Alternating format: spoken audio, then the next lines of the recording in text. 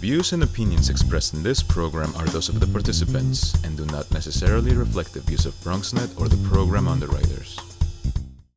Hello, everyone, and welcome to the Social Justice Forums. I am Daren, Jaime, and of course, if you're asking the question, what is the Social Justice Forums all about? Well, we take a look at a lot of the inequities that people face. And what we do is we get some guests, we have interesting conversation, we promote civic engagement, and we have some great dialogue. We encourage you to stay with us because the Social Justice Forums begins right now.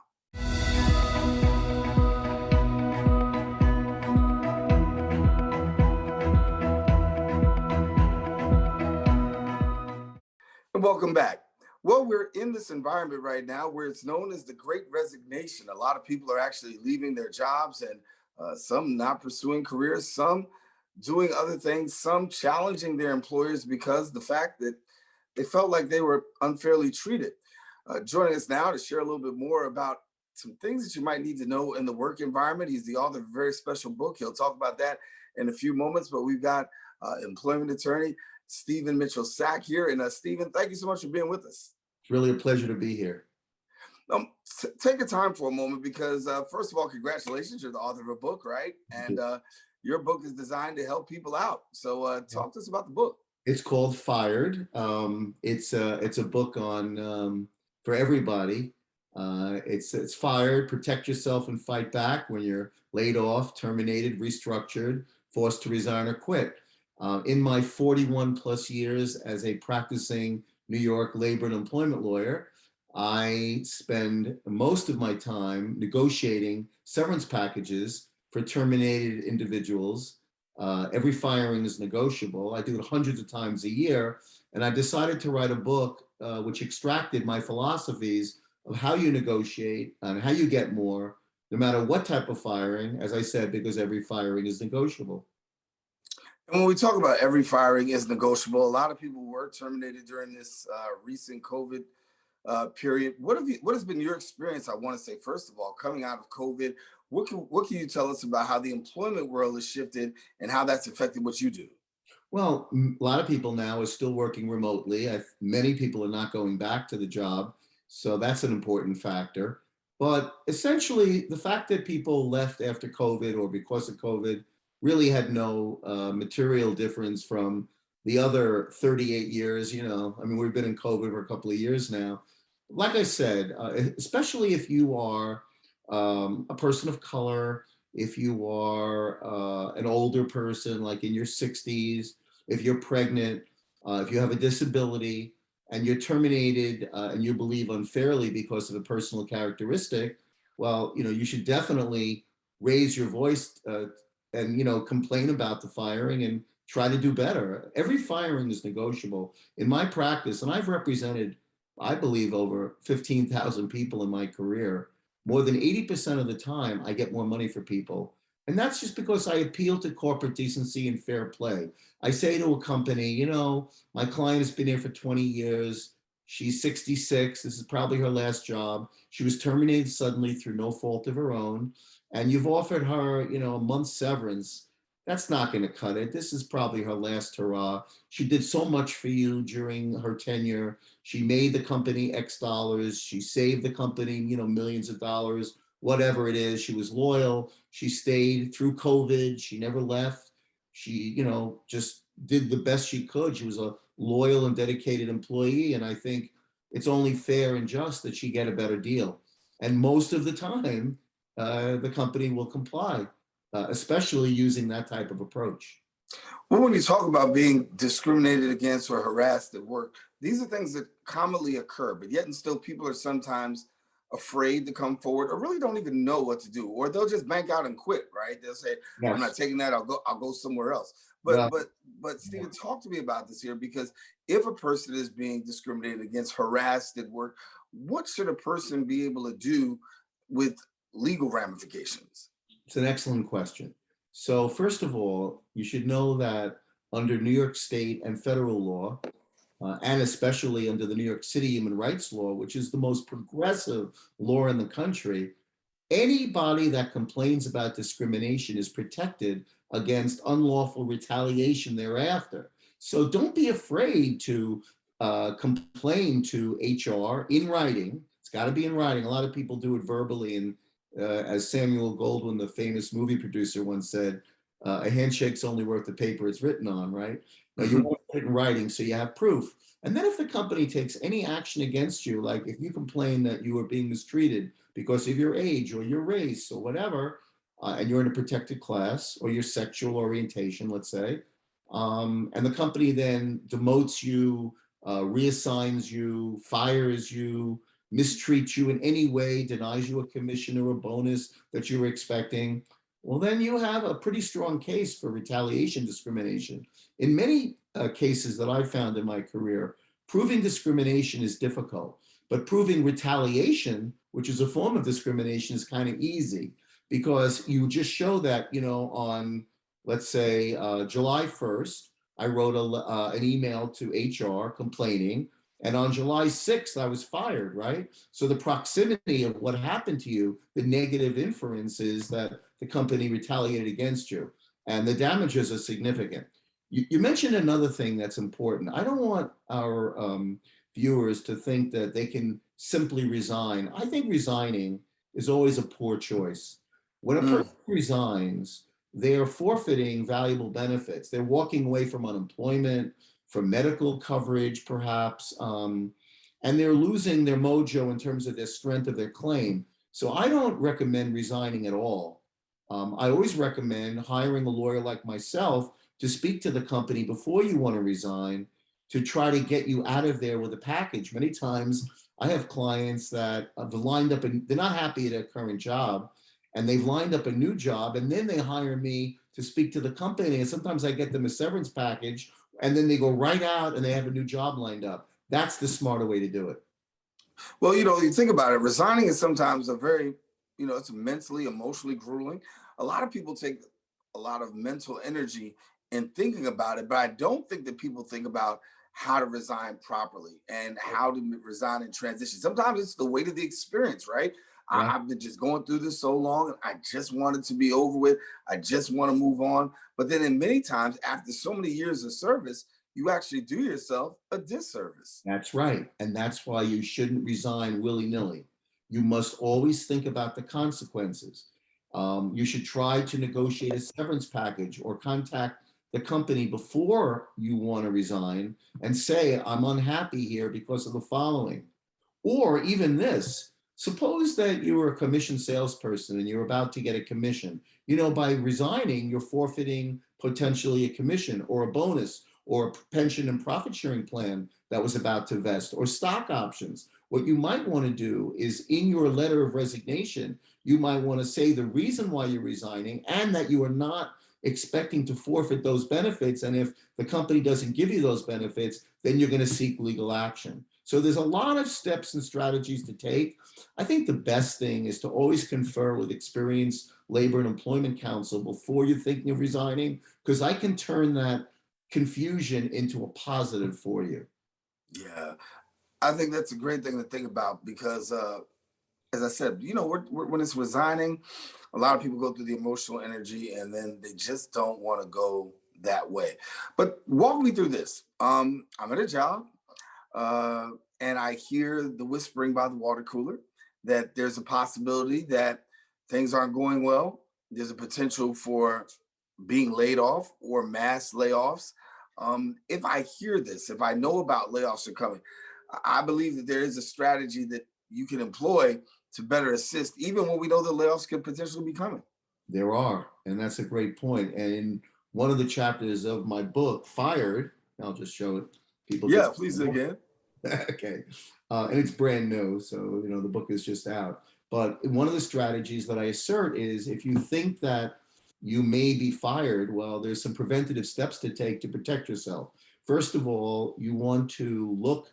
Some people have a contract, but they can't find it. So you might want to talk to HR and try to get a particular contract that you may have that you can't locate.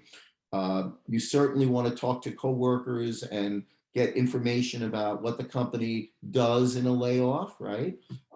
If you know you're going to be fired shortly, well, don't buy that house, and don't necessarily buy that car I mean, conserve your money because you might be needing it later on and you don't have it, right? After you don't have a job.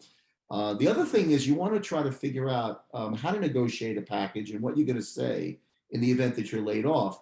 And there's a chapter in my book, which I help people figure out. Like, you're not going to argue with the company. You're going to be cordial. You're going to be respectful if you're fired. You're going to say to them, look, I did so much for you. I worked here for 20 years. I have an expensive home in the Bronx. I have 3 kids in college. You want to appeal to their corporate decency and fair play.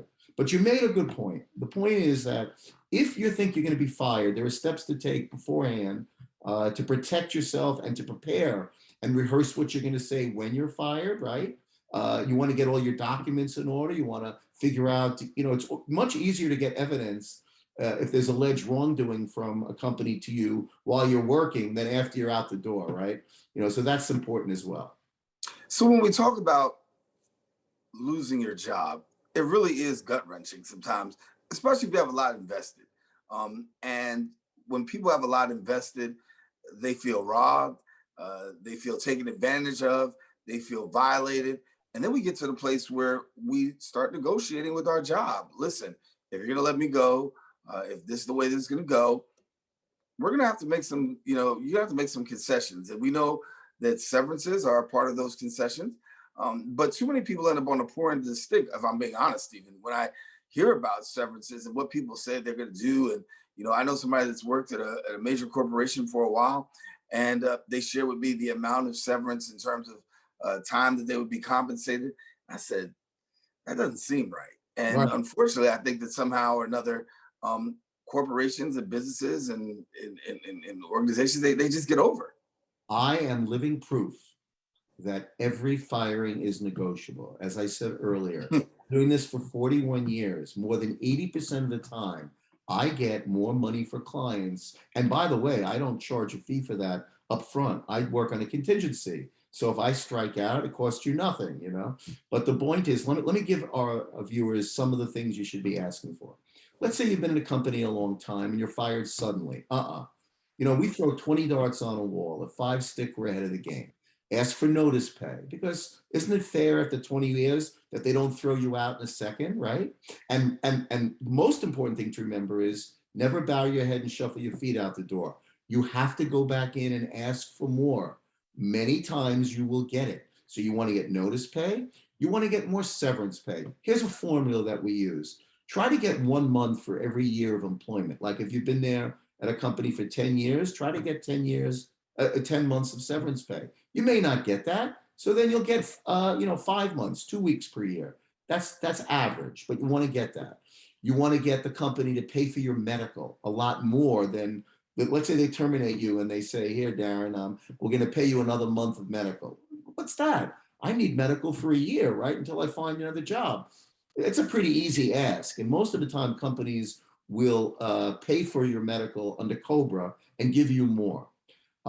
Again, let's say you're fired right before the end of a year and you're expecting a bonus. Don't take that line down. Say, look, I worked 11 months into the year and I was expecting a $25,000 bonus. I got that every year. At least give me 11/12 of that bonus. You see what I'm saying? Or a commission that's about to be earned. Or let's say you're fired. So many companies fire people right before they're about to get stock options or equity or warrants or whatever. Don't allow the company to do that. You have to open your mouth. And if you do, more times than not, you will get a better deal. And then, of course, there's non-financial things like, why don't we negotiate a favorable reference, right?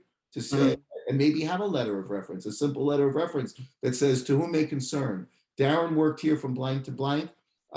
He performed his services competently, and we wish him well in his endeavors. That's better than nothing, right?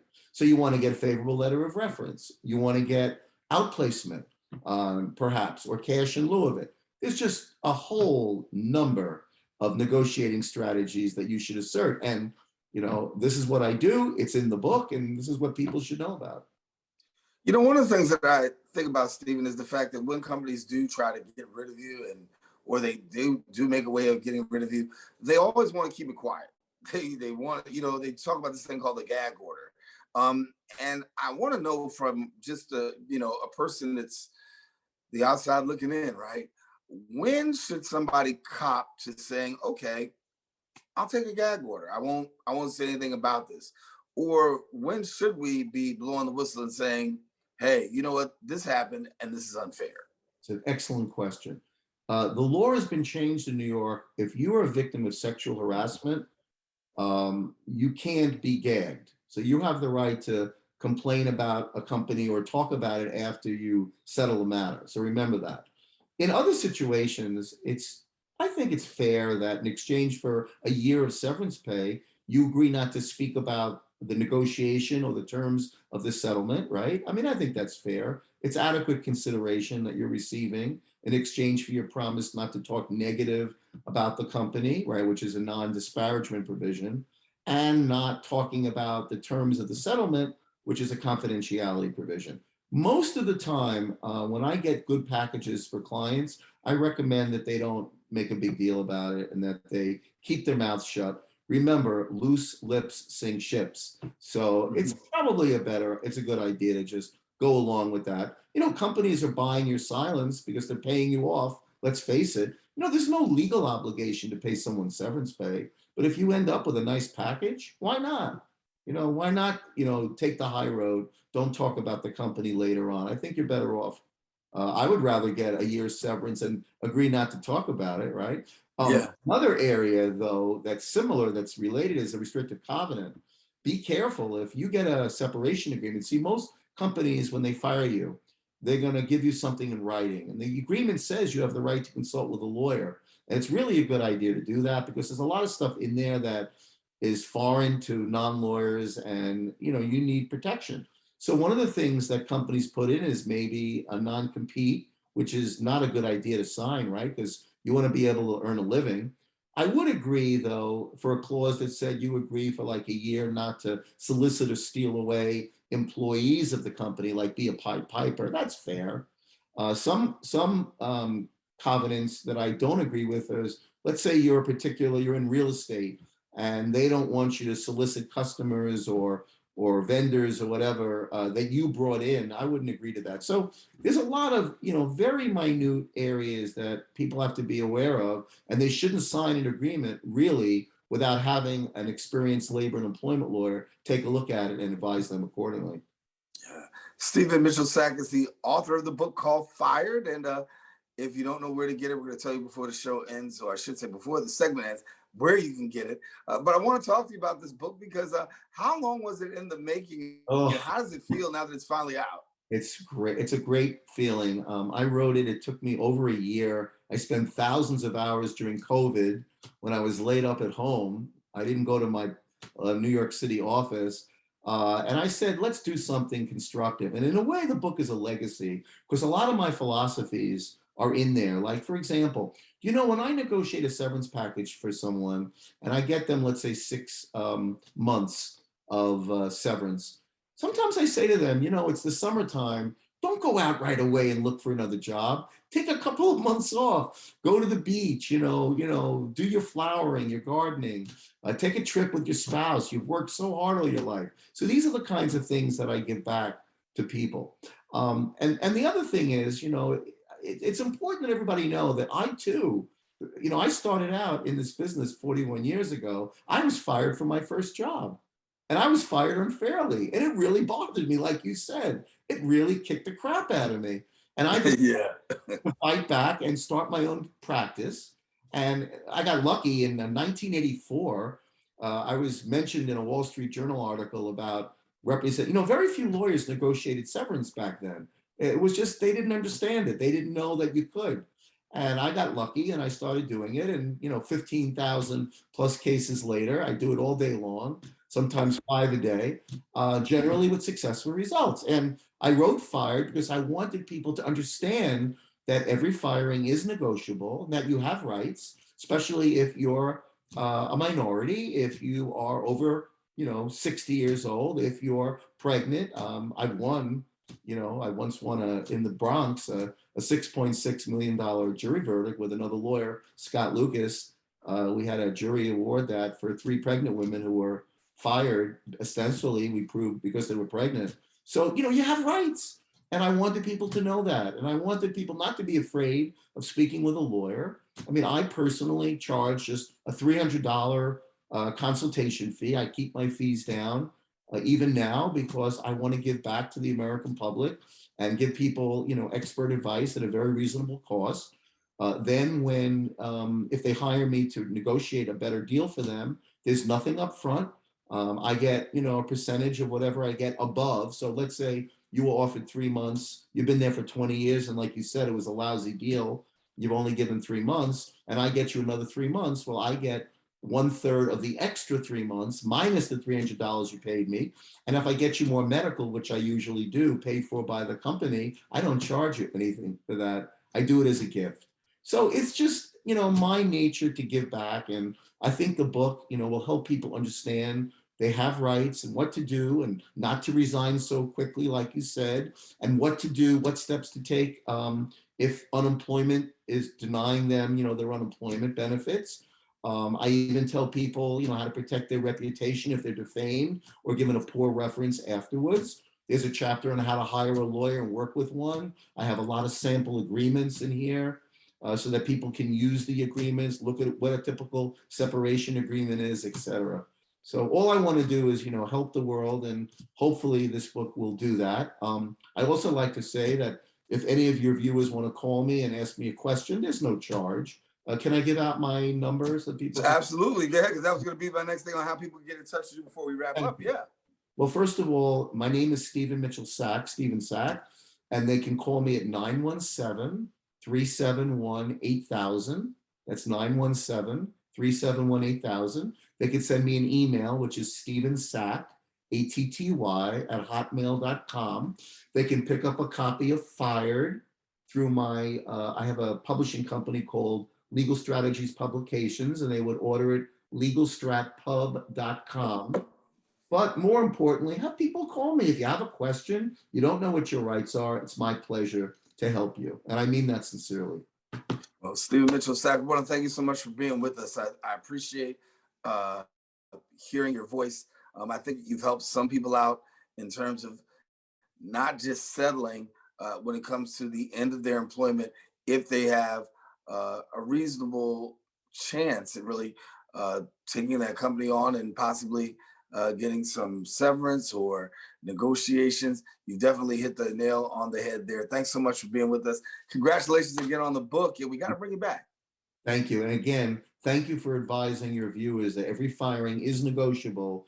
Don't just bow your head and shuffle your feet out the door. Speak up, ask for more money. Most of the time you will get it. All righty. Thank you so much, and I appreciate having you. All righty. Well, listen, got to take a quick break here on the show. We want you to stay with us. We'll continue with the social justice forums in a few seconds.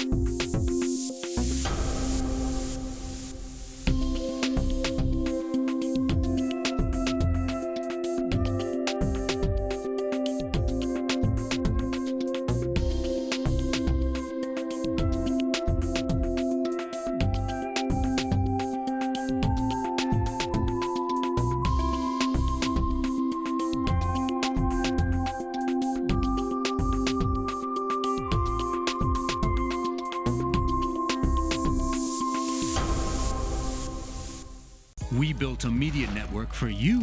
BronxNet TV.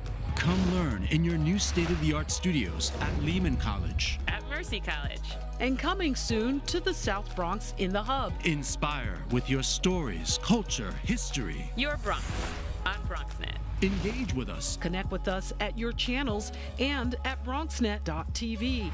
Learn, engage, inspire. BronxNet TV. From the Bronx to the world. BronxNet.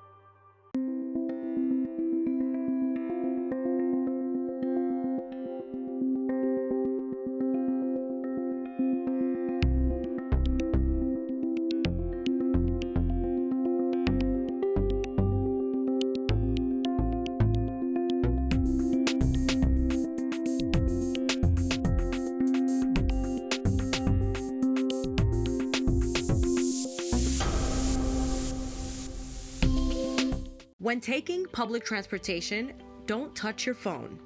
Carry hand sanitizer and use it immediately upon leaving the bus or train. Avoid touching your face. If someone is coughing or sneezing, move away. Wash your hands with soap and water as soon as possible. Limit contact with poles. If possible, avoid rush hour. Don't eat or drink on public transportation. Keep your bag off the floor or other surfaces. Avoid directly touching turnstiles. Stay up to date with the latest from your local health department and CDC.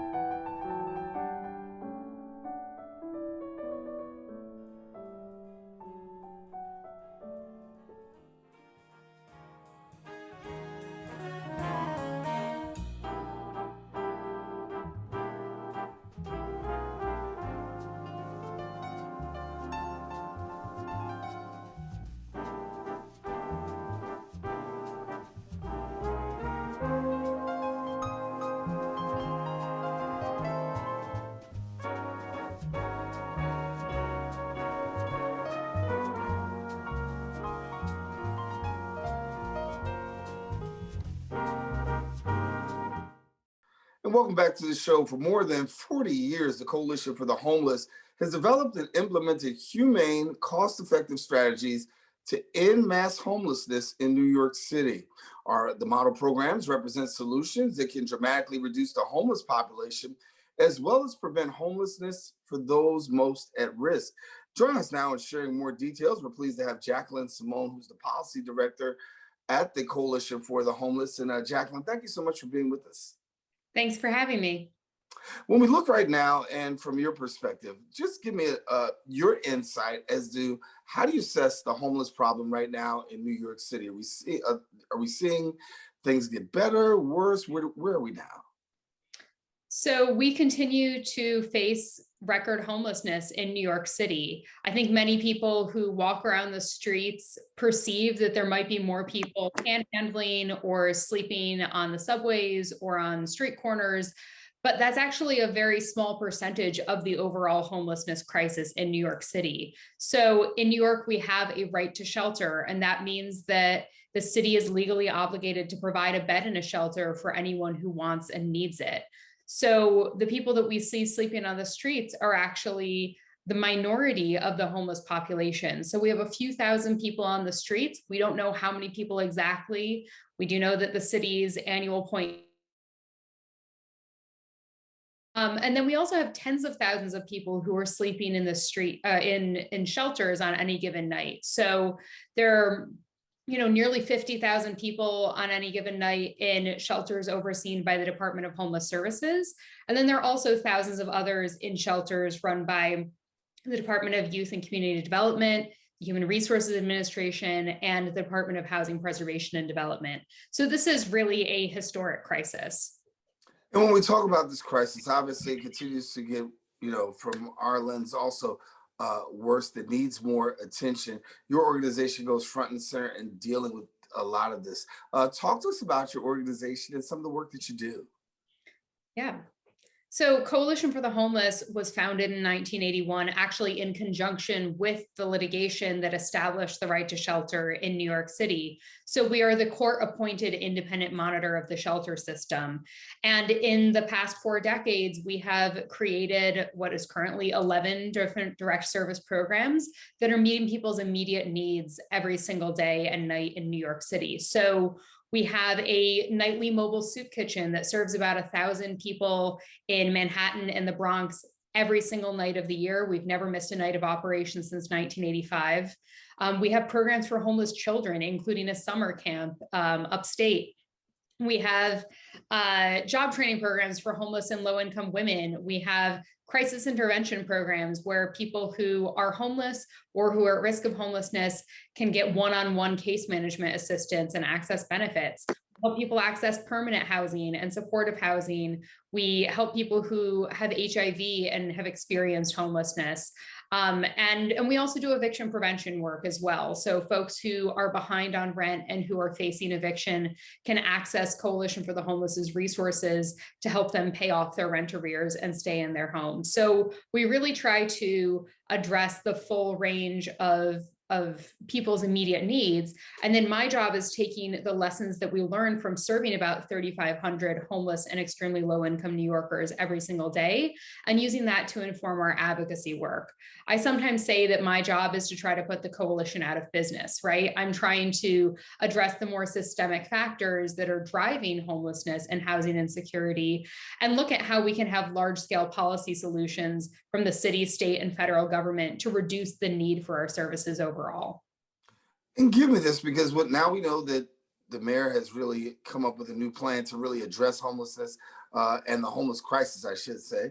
And that's our Housing Our Neighbors plan. Your thoughts on the mayor's plan and how effective you think it'll be? So I think that there are some admirable parts of the Housing Our Neighbors plan. I think the most important thing is that they did actually incorporate feedback from people with lived experience of homelessness. And that's not really something we've seen codified into policies prior to this administration. So they do deserve credit for that. Also, the fact that we have a unified plan that is treating homelessness as a housing issue rather than separate plans for housing, homelessness, and NYCHA is really notable. And there are a few there are many reforms in the plan, many of which will address things like administrative barriers and accelerating supportive housing. And the administration voiced support for fair chance for housing, which would ban discrimination in housing based on arrest or conviction history. So there's a lot of positive parts of the plan.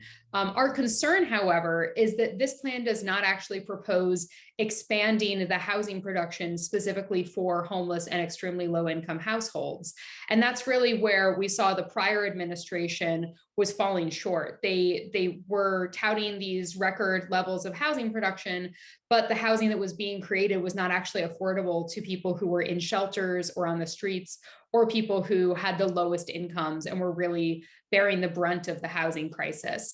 So rather than committing to a great expansion of housing for those populations, this plan is more vague in that respect. And we've heard that the administration plans to continue the current production levels of the prior administration, which we know are inadequate. So that's why we've really been calling for the Adams administration to, yes, take the administrative reforms and break down the red tape and other obstacles that people face, but then also invest city resources in creating at least 6,000 apartments every single year for homeless households and 6,000 apartments for extremely low income households every single year. We really think that kind of investment is what is needed to actually reduce homelessness, in addition to all of the great administrative reforms that are in the Housing Our Neighbors plan.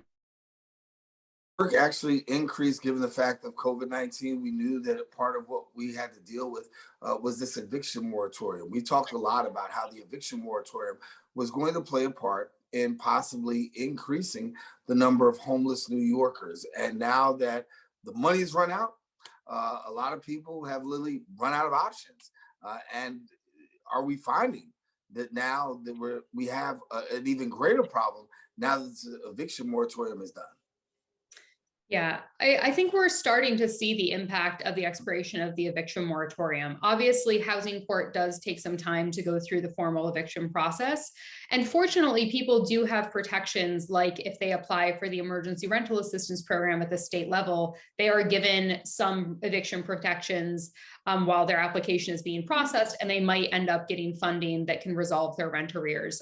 So it's not an instantaneous flood as soon as the eviction moratorium expired. However, we are seeing more and more people in housing court, and even protections that people have, like a right to counsel in housing court that we and other advocates fought for so hard years ago, are really struggling under the weight of the volume of cases.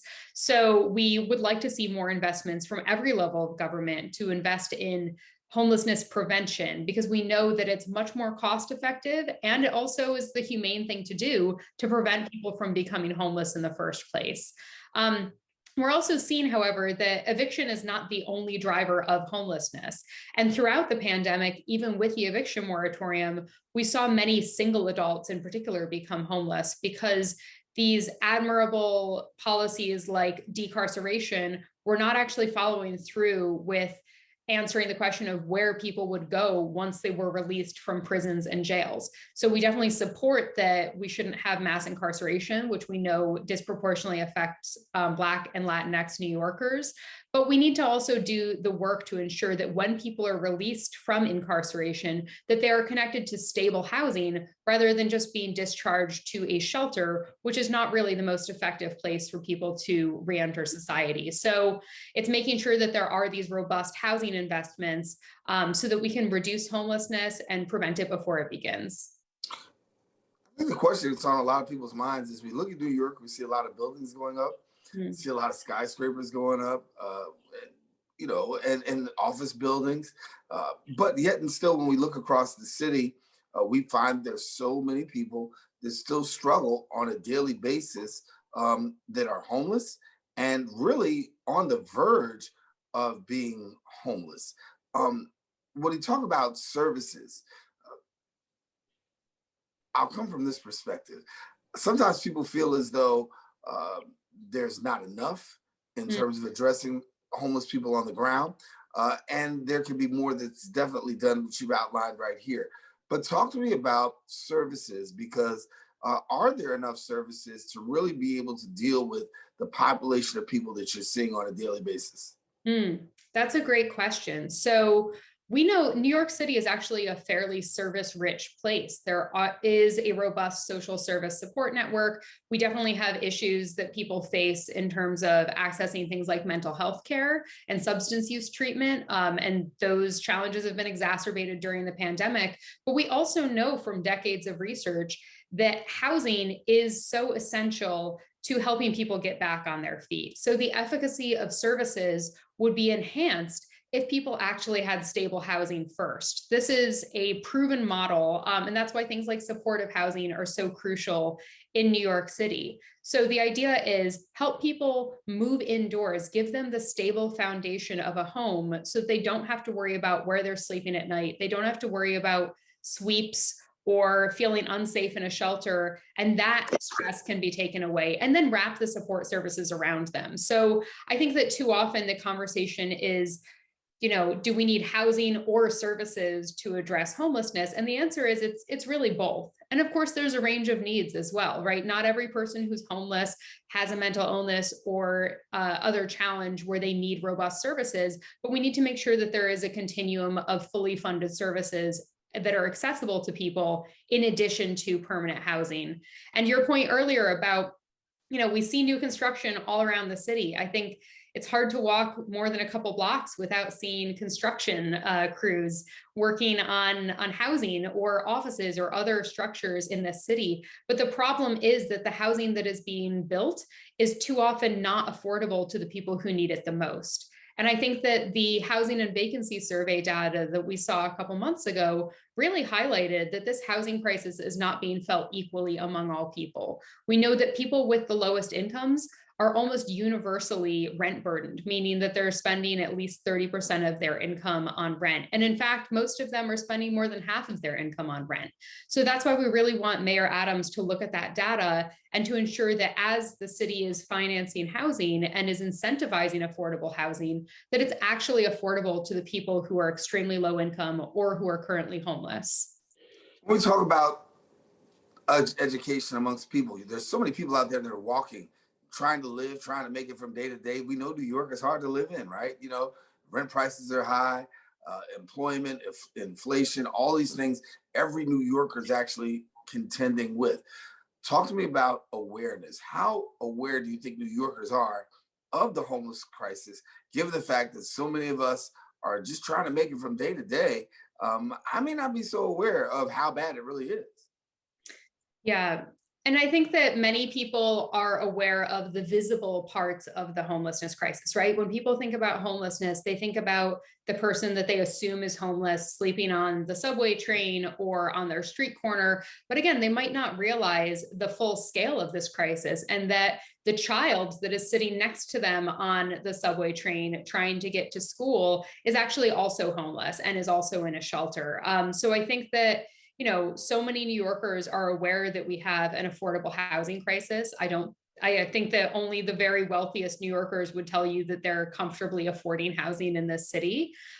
So people understand that, and then they see the visibility of homelessness on the street. But I think that too often people are reacting to this crisis from a place of stereotypes and stigma, and they aren't connecting that homelessness is a housing issue and that we need to address the affordable housing crisis, as well as make services more accessible as a way to actually reduce the number of our neighbors who are sleeping outside or who are sleeping in shelters. So where do you go from here with your work? So I think we're going to continue advocating for Mayor Adams, as well as the state and the federal government, to invest in housing at a scale to meet the need. We were, as I said, very encouraged by many parts of the Housing Our Neighbors plan, but we need more accountability, and we definitely need more robust investments in housing for people who are homeless and extremely low income.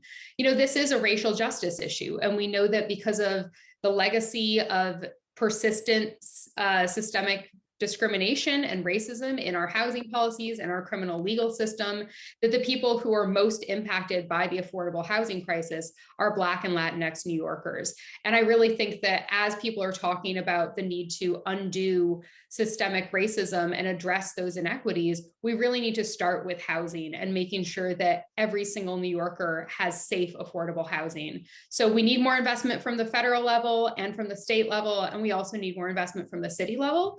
And in the meantime, we really want Mayor Adams to stop this very punitive policing-based response to unsheltered homelessness. And instead of, throwing people's belongings in garbage trucks and forcing them to move along and ejecting them from the subways, we want the city to focus on giving people access to permanent housing as well as safe private shelters so that they don't have to just be chased from place to place by police officers. And for those who want to partner with your work and be supportive of what they do, or what you do, I should say, what do they do in order to be a partner with you?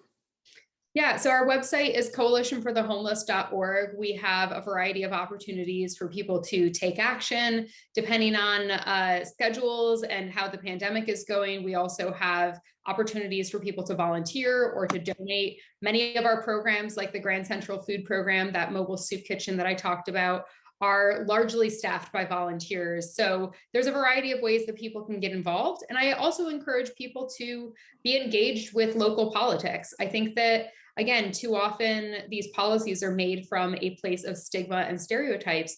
And I think that we really need all New Yorkers to come together and advocate for housing as the solution to homelessness. And that will actually create a groundswell of activism that can actually reduce this crisis in New York City. I guess it is a little bit frustrating when you have somebody that comes with a top-down approach, right? I'm just here in government, I think this is what's best, but really doesn't have the boots on the ground to be able to do that and know what's going on. And sometimes that can be frustrating, especially for those people who are actually doing the work to say, hey, you think you know it's best, but the truth is we know it's best because we kind of like do the work every day. Yeah, that's true. And also, I will say for anyone who's watching who is homeless, especially people who are in shelters or on the streets, we also at the Coalition have a client advisory group that meets regularly and that helps inform our advocacy work. So that information is also on our website, coalitionforthehomeless.org. So if you need services, you can access them through, the various hotlines that we have, and you can get that info on our website. Contact us via email or by phone, or check out our website. But we'd love for all New Yorkers to get involved in our work. And Jacquelyn, before I let you go, I want to ask the question, maybe you might have this information or not, but there's so many times people ask the question about transitioning out of becoming homeless. What are we finding by way of numbers? Are we finding that while we're talking about people who are becoming homeless, are we seeing good statistics in people who left homelessness and went on to a place of a more secured life? That's a really good question. So unfortunately, in recent years, the average length of stay in the main shelter system has been increasing because it is increasingly challenging for people to access permanent housing after they've been in shelters. That's because of the lack of affordable housing, unlawful discrimination against source of income for people who have vouchers, and other barriers that people might face. So we're trying to address those challenges. And I'm encouraged that the administration is definitely trying to look at how to shorten the length of stay in shelters through those reforms. But we also know that the city's own data clearly shows that people who are connected to long-term housing vouchers and subsidies are very successful in terms of maintaining their housing and not returning to homelessness, whereas people who exit without any kind of housing assistance might have a return to homelessness. So that's why we really need more investments at every level of government in those kinds of housing supports so that people are connected to affordable housing that is also stable for the long term. Jacquelyn, Simone, we're going to leave it there, but thank you so much for the work that you do, and great talking to you today. Yeah, thanks so much for having me. Well, thank you, Jacquelyn. Jacquelyn Simone, our guest here, and want to let you know that we are out of show right now. We thank all of our guests for joining us here on the Social Justice Forums, and we want to let you know that you have an opportunity to join us next week, where we elevate the conversation, have more dialogue, and bring you guests on the topics that matter the most. We thank you for joining us here on the Social Justice Forums. Be sure to watch us every week here on BronxNet Channel 67. If you want to know more, hit our social media platforms or our website, at BronxNet.org. I'm Daren Jaime. Until next week, take care and God bless.